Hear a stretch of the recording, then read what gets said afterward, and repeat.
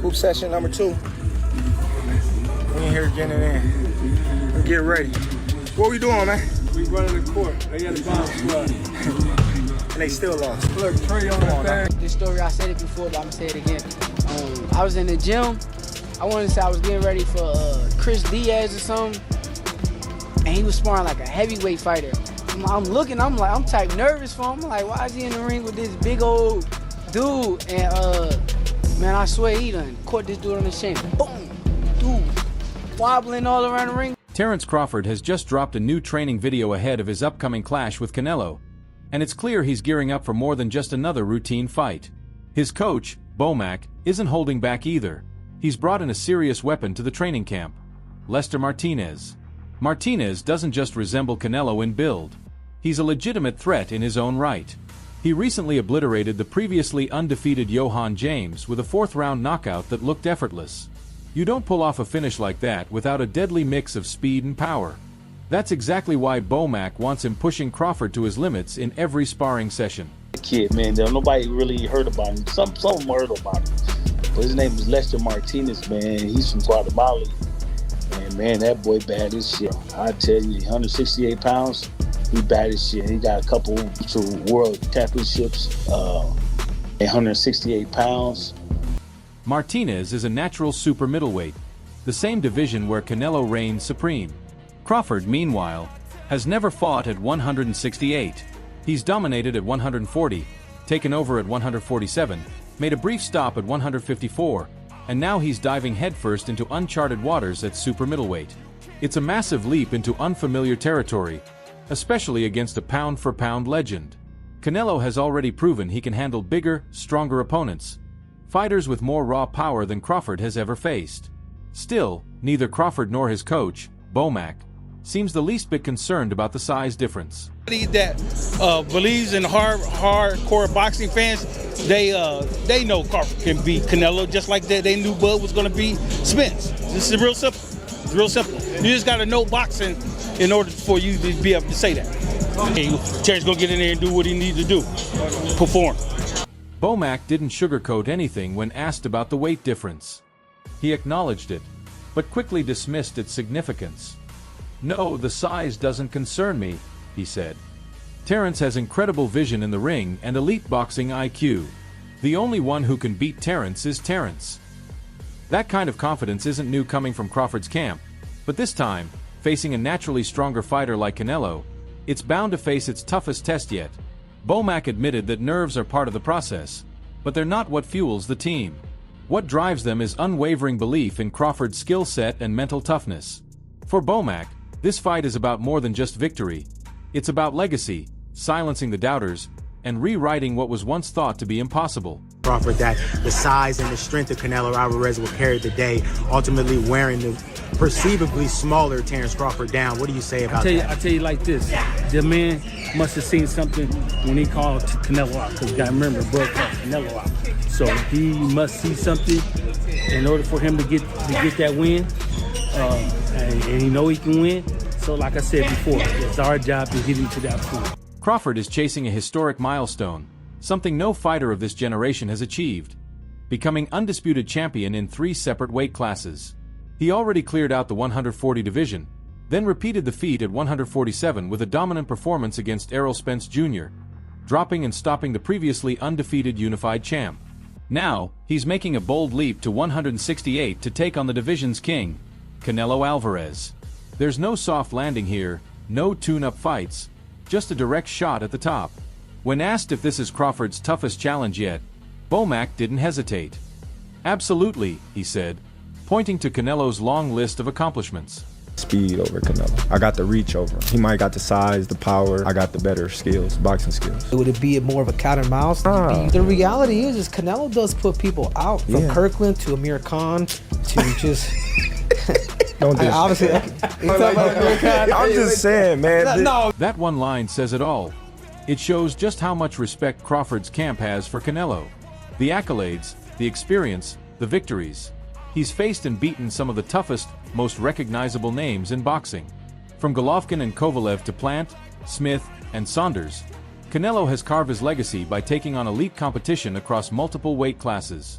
G on Bud's resume. There's no Trout on Bud's resume. There's no Daniel Jacobs on Bud's resume. Canelo is the one that's fought the elite level opposition. It's Canelo that fought Laura. There is no Laura on Bud's resume. There is no Laura on Bud's resume. Bud has never faced a multiple division champ. Bud has never faced a multiple division champ. Yeah, but Bud is an elite boxer. So you're an elite boxer, but you have.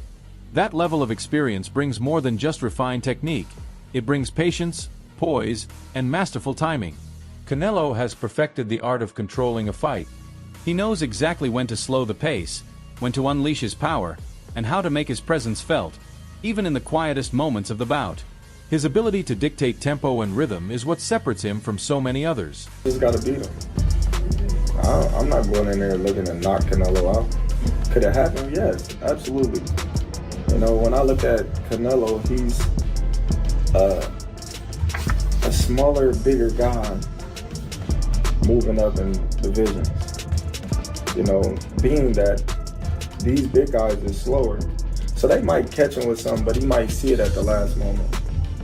You know, they might catch him with a hard shot, but he's able to roll and turn. That was something Dmitry Bivol pointed out as well.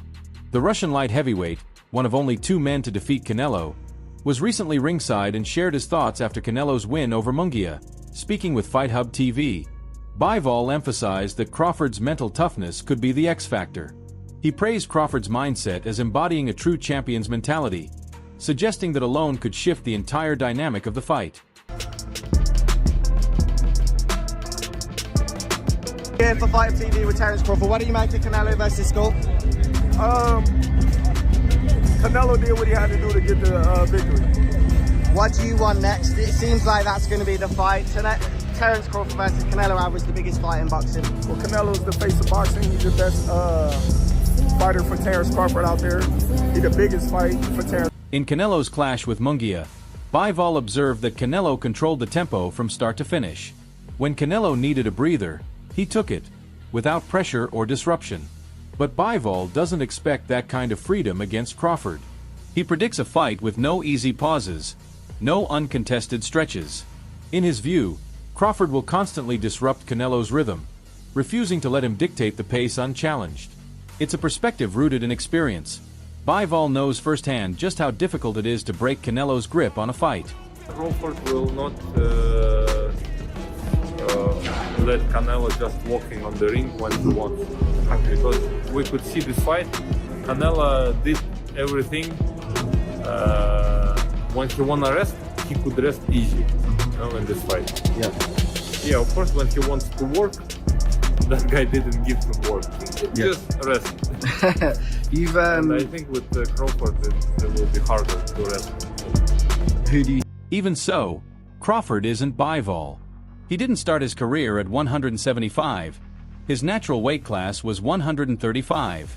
Every move up has been the result of relentless dedication, physical growth, and smart, strategic development. Now, at 168, he'll face an opponent capable of absorbing punches that once overwhelmed welterweights. That means Crawford's speed, precision, and ring IQ must evolve with him. He'll need enough power to earn Canelo's respect, all while preserving the sharpness that defines his style.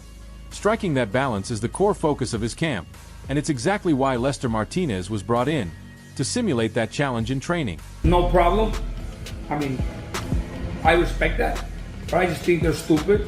I mean, excuse my language. The size difference of a bigger man changes everything with one punch. And I can see the same thing. I mean, you saw Canelo Alvarez fighting Amir Khan. Now, look at this.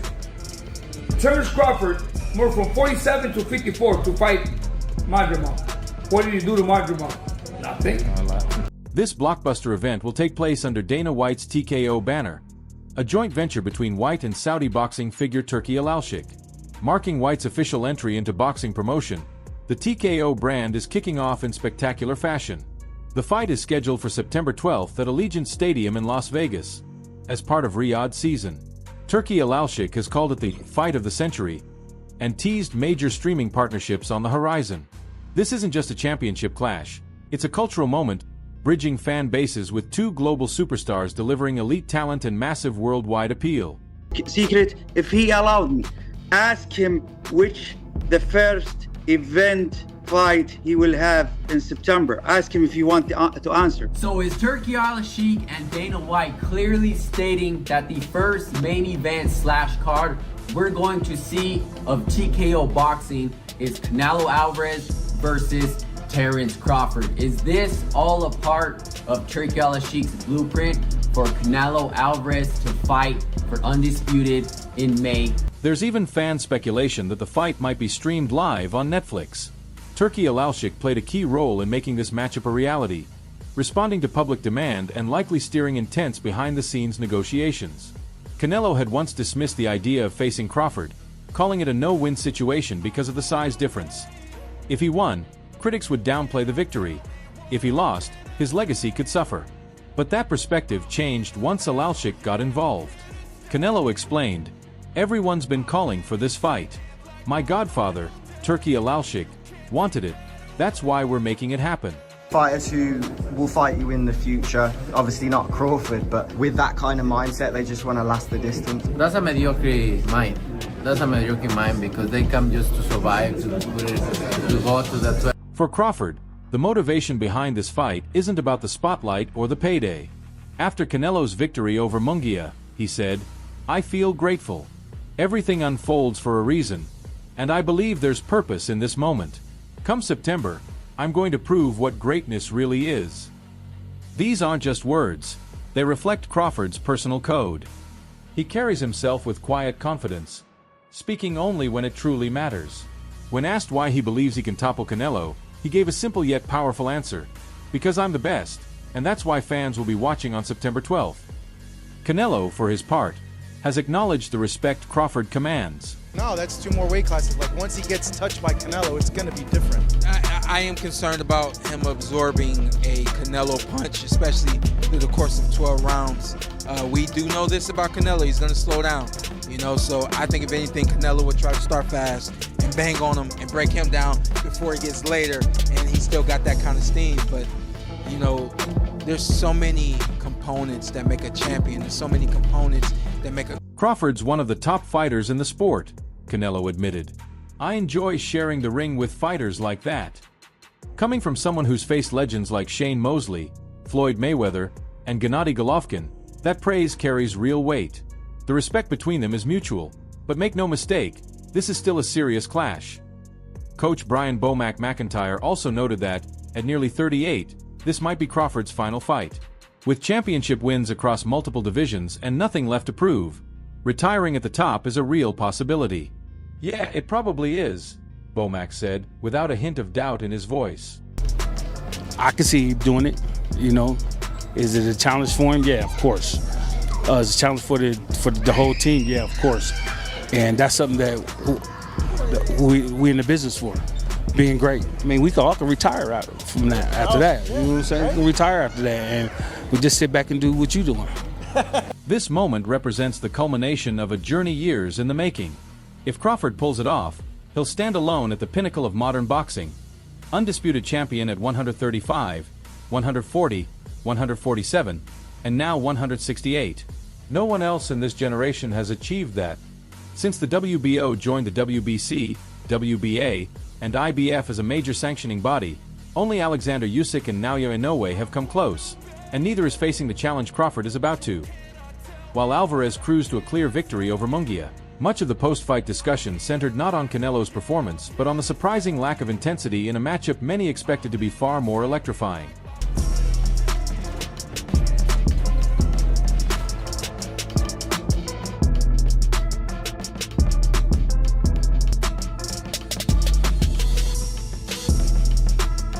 Is Canelo waiting you out, avoiding you? How would you describe the fact that you haven't fought him yet? To be honest with you, I don't know what that man is doing. I feel like every time I say something, people try to say that, oh, I'm looking for a payday, I'm doing for this and that. But I've been the mandatory fighter for the past 2 years. I won a title eliminator first, and I won the WBC interim, and that guarantees you a spot. So the fact that this fight hasn't happened is really crazy to me. But throughout the bout, Munguia stayed on the move, often excessively so, circling and backpedaling rather than standing his ground. He spent nearly all his energy avoiding danger, rarely mounting any serious offense. Canelo consistently tried to trap him, cut off the angles, and land meaningful shots, but Munguia made it nearly impossible to sustain any real success. The fight quickly fell into a predictable pattern: Canelo advancing, Munguia retreating, with minimal exchanges and few electrifying moments. For fans expecting a thrilling showdown, especially on such a grand stage, it ultimately felt like a letdown, lacking the fire and momentum they had hoped for. It was absolutely crap, load of rubbish. The fight really was a waste of time. If you haven't watched it, don't watch it, because there's better things you can be doing, like probably watching the grass grow or watching some paint dry maybe. But that fight was a total waste of time. Watching that as a former unified super middleweight world boxing champion and Hall of Famer, I was thinking to myself, what an opportunity you've got there. If I was fighting still 10 years ago, that opportunity came up for me. Claressa Shields didn't hold back in her critique of the bout, echoing what many in the boxing community were thinking. Both fighters contributed to the underwhelming contest. As a two-time Olympic gold medalist and one of boxing's most respected champions, her opinion carries significant weight. Shields emphasized that it's the aggressor's responsibility to neutralize a mover by cutting off the ring and forcing action. "It's on both fighters," she said. "If you're fighting someone who's constantly moving, it's your job to make them fight. This kind of fight hurts the sport."